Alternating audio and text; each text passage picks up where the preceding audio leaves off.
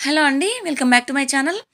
ఈరోజు మనం ఈ వీడియోలో తెలుసుకోబోయేది ఏంటంటే, దక్షిణాయనం అంటే ఏమిటి? మరి ఉత్తరాయణ పుణ్యకాలము, దక్షిణాయన పుణ్యకాలం అని 2 ఆయనాలు ఉన్నాయని సంవత్సరానికి మనకు తెలిసిన విషయమే కదా! మరి అందులో దక్షిణాయన పుణ్యకాలం గురించి కూడా మనం తెలుసుకుందాము. భారతీయ ధర్మ సంవత్సర కాలాన్ని 2 భాగాలుగా విభజించింది. అవి దక్షిణాయనము, ఉత్తరాయణము. దక్షిణాయనాన్ని దేవతలకు రాత్రి సమయంగా పరిగణిస్తారు. ఉత్తరాయణాన్ని దేవతలకు పగటి సమయముగా భావిస్తారు. దక్షిణాయనం దేవతలకు రాత్రి అవడం వల్ల ఆ సమయంలో వారు నిద్రిస్తారని అంటుంటారు. అందుకే విష్ణుమూర్తి కూడా శయని ఏకాదశి రోజు నుంచి నిద్రపోతాడని చెబుతుంటారు. తెలిసిన విషయమే కదా! మనకి ఆషాఢ శుక్ల ఏకాదశి అంటే తొలి ఏకాదశి మొదలు కార్తీక శుక్ల ద్వాదశి వరకు విష్ణుమూర్తి పాలకడలలో నిద్రిస్తాడని అందరికీ తెలిసిన విషయమే. ఈ సమయాన్ని మనము చాతుర్మాస్యం అని కూడా అనుకుంటాము. సూర్యుడు ఈ రోజున కర్కాటక రాశిలో ప్రవేశిస్తాడు కాబట్టే ఈ రోజును కర్కాటక సంక్రాంతిగా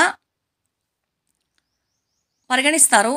దక్షిణాయనంలో సూర్యుడు దక్షిణార్ధగోళం దిశగా పయనిస్తాడు. ఇందుకు భిన్నంగా ఉత్తరాయణంలో సూర్యుడు ఉత్తరార్ధగోళం దిశగా పయనిస్తాడు. దక్షిణాయనము సహజంగా జూలై మధ్యకాలంలో ప్రారంభమై జనవరి 14 వరకు కొనసాగుతుంది. ముఖ్యంగా దక్షిణాయనంలోనే పితృదేవతలు తమ సంతానం ఇచ్చే విశేష శ్రాద్ధాలు, విశేష తర్పణాలు తీసుకునేందుకు భూమిపైకి వస్తారని చెబుతుంటారు. ఈ దక్షిణాయనంతోనే పితృదేవతల ఆరాధనకు సంబంధించిన మహాలయ పక్షాలు కూడా ప్రారంభం అవుతాయి కదండి. మరి పితృదేవతలను సంతృప్తి పరిస్తే వారి అనుగ్రహంతో సంతానాభివృద్ధి వంటివి జరుగుతాయి. శ్రాద్ధాదులు మానవేయడం కూడా సంతానం కలగకపోవడానికి ఒక కారణమని కూడా పెద్దలు పేర్కొంటారు. శ్రాద్ధాదులు చేయకపోవడమే పిల్లలు లేకపోవడానికి కారణమని భావించి వాటిని యథావిధిగా చేయడం మొదలుపెట్టి సంతానం పొందామని చెప్పిన వారు కూడా చాలామంది ఉన్నారు. బతికుండగా తల్లిదండ్రుల సేవ, మరణించాక శ్రాద్ధాలు చేయడము విధి ఎంతో ముఖ్యము, శుభప్రదం కూడా. పితృ రుణము తీర్చుకోవడానికి అది ఒక మార్గం. అంతేకాదు మనను కన్న తల్లిదండ్రులకు అది ఒక కృతజ్ఞత పూర్వక చర్య. ప్రతి దక్షిణాయనంలో చలి వంటివి పెరగడం వల్ల ఎక్కువగా మరణాలు కూడా సంభవిస్తూ ఉంటాయి. అయితే ఉత్తరాయణాన్ని పుణ్యకాలంగా భావిస్తారు. ఆ సమయంలో మరణించడం మంచిదనే అభిప్రాయం కూడా ఉంది. భీష్ముడు స్వచ్ఛంద మరణం వరంగా ఉన్నవాడు కనుక ఉత్తరాయణం వచ్చే వరకు వేచి ఉండి అప్పుడు ప్రాణం వదిలాడు అన్న విషయం అందరికీ తెలిసిన విషయమే కదండి. మరి అయితే దక్షిణాయనంలో కూడా చాలామంది గొప్పవారు కూడా మరణించారు. అంత మాత్రాన వారికి ఉత్తమగతులు పొందలేదని అనుకోకూడదు. మహాత్ముల విషయంలో వారు ఏ ఆయనంలో మరణించారు అన్నది కాదు ముఖ్యము. వారు ఉత్తమ లోకాలు పొందేందుకు దక్షిణాయనం అవరోధం కాబోదని అంటుంటారు పెద్దలు. మరణం అనేది మానవుల చేతంలో ఉన్నది కాదు కదండి. మరి అది దైవ నిర్ణయము అన్న విషయం మనకు తెలిసిందే. కర్మను బట్టి వారి ఆయుర్దాయాన్ని బట్టి మానవుల మరణాలు ఉంటాయి.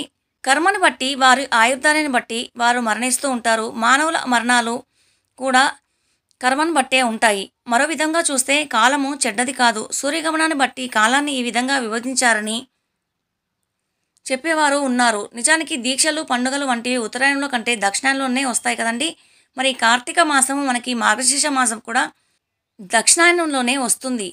మార్గశీర్ష మాసంలోనే మరి కృష్ణుడు భగవద్గీతని మనకి అందించాడు. కురుక్షేత్ర యుద్ధం కూడా ఆ దక్షిణాయనంలోనే మనకి జరిగిన విషయం తెలిసిందే. 4 నెలల దీక్ష అయిన చాతుర్మాస్యం కూడా దక్షిణాయనంలోనే వస్తుంది. చాతుర్మాస్యం 4 మాసాలు కూడా ఈ కాలంలోనే ఉండడం వల్ల ఈ విష్ణుమూర్తి ఆరాధన విశేష ఫలితాలని ఇస్తుంది. దక్షిణాయనంలో ముఖ్యంగా చేపట్టవలసిన కార్యక్రమాలు కొన్ని పెద్దలు చెబుతుంటారు. వాటిలో కొన్ని మనము చెప్పుకుందాము. ధ్యానము, మంత్రజపాలు చేయడము, సూర్యోదయానికి ముందే లేచి పవిత్ర నదుల్లో స్నానాలు చేయడము, పిండ ప్రదానాలు, పితృతర్పణాలు వంటివి చేయడము, సాత్విక ఆహారము తీసుకోవడము అంటే శాకాహారం తీసుకోవడము, అవసరంలో ఉన్న వారికి దానం చేయడము అంటే అన్నదానం కానీ, వస్త్రదానం కానీ, తిలదానం చేయడము అంటే నువ్వుల దానము చేయడము, విష్ణు పూజ, విష్ణు సహస్రనామ పారాయణము చేయడము, సూర్యారాధన, ఆదిత్య హృదయ పారాయణం వంటివి చేస్తే శరీరానికి, మనస్సుకు మంచి చేస్తాయి. దక్షిణాయనము దేవతల కాలం కాదు కనుక ఈ కాలంలో వివాహాలు, గృహప్రవేశాలు చేయడం మంచిది కాదు అని అంటుంటారు. కానీ ఇది కేవలం అపోహ మాత్రమే అండి. ఈ కాలంలో కూడా వివాహాలు చేసుకున్న వారు, గృహప్రవేశాలు, గృహారంభాలు, వివిధ కార్యక్రమాలు చేసుకున్న వారు మంచి ఫలితాలనే పొందారు. కాబట్టి దక్షిణాయనము కూడా పుణ్యకాలం అనే భావించాలి. కాకపోతే పితృ కార్యక్రమాలకు మాత్రము ఈ దక్షిణాయనం అనేది చాలా పుణ్యకరమైన కాలం అని చెప్పుకోవచ్చు.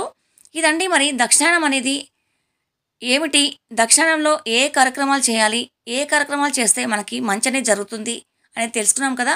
మరి ఈ వీడియో కనుక మీకు నచ్చినట్లయితే లైక్ చేయండి, షేర్ చేయండి, సబ్స్క్రైబ్ చేయడం మర్చిపోకండి. పక్కనే ఉన్న గంట సింబల్ని ఆల్ అని ప్రెస్ చేసినట్లయితే నేను వీడియోస్ పెట్టగానే మీ దాకా నోటిఫికేషన్స్ అనేవి వస్తాయి. కాబట్టి మీరు నేను వీడియో పెట్టగానే చూడవచ్చు.